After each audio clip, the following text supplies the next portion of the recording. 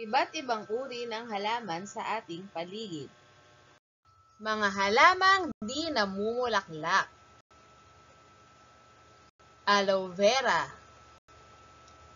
oregano, at fern.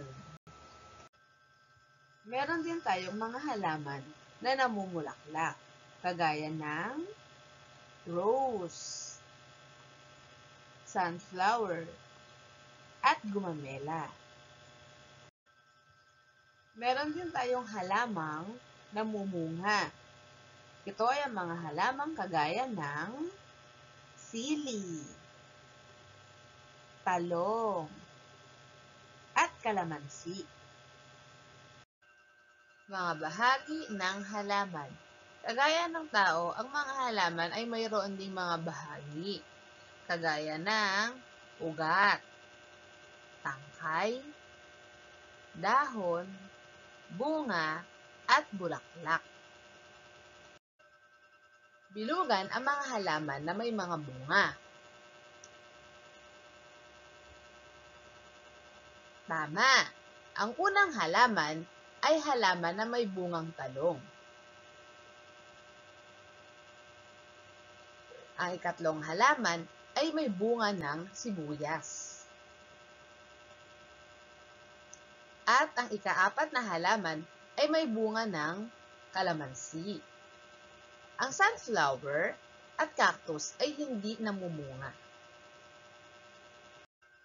Para sa ikalawang gawain, gumuhit tayo ng halaman na may kumpletong bahagi.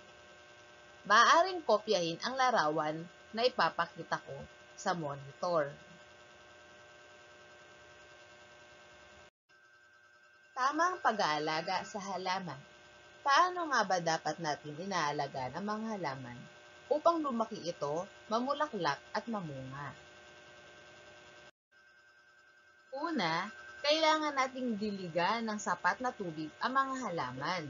Dahil kagaya ng mga tao, ang mga halaman ay nangangailangan din ng tubig.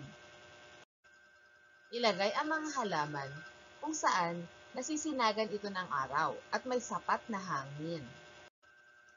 Maaari din nating lagyan ng harang ang paligid ng ating halaman.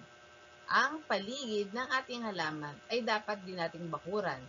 Ang bakod ay humahadlang sa pagpasok ng mga hayop o sumisira at kumakain ng mga alaga nating halaman. Maaari din itong matapakan ng mga ibang tao o hindi mapansin kung ito ay walang harang.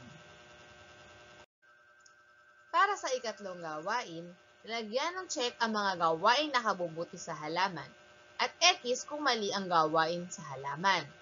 Ang unang larawan ay tinatapakan at sinisipa ng bata ang halaman sa kanyang paligid. Tama ba ito? Mali! Ang halaman ay hindi natin dapat tapakan o sipa-sipain. Ang ikalawang larawan ay ipinapakita na ang halaman ay binibigyan natin ng sikat ng araw o sinag ng araw. Tama ba ito? Tama! Dahil kailangan ng halaman ang sikat ng araw. Ang ikatlo naman ay pinapakita na ang isang batang babae ay nagdidilig ng halaman. Tama ba ang kanyang ginagawa? Tama ulit! Ang mga halaman ay nangangailangan ng tubig araw-araw. Kaya kailangan natin silang lagyan ng sapat na tubig at diligan ng sapat na tubig araw-araw. Yehey! At diyan nagtatapos ang ating video lesson para sa araw na ito. Tandaan mga bata, na tapusin ang mga gawain na ibinibigay ko sa inyo araw-araw. Ito ay makakatulong sa inyo sa mga araw na hindi tayo nakakapasok sa paaralan. Sumunod tayo sa ating mga magulang upang masagutan natin ang mga worksheets na ibinibigay ko sa inyo. Paalam mga bata!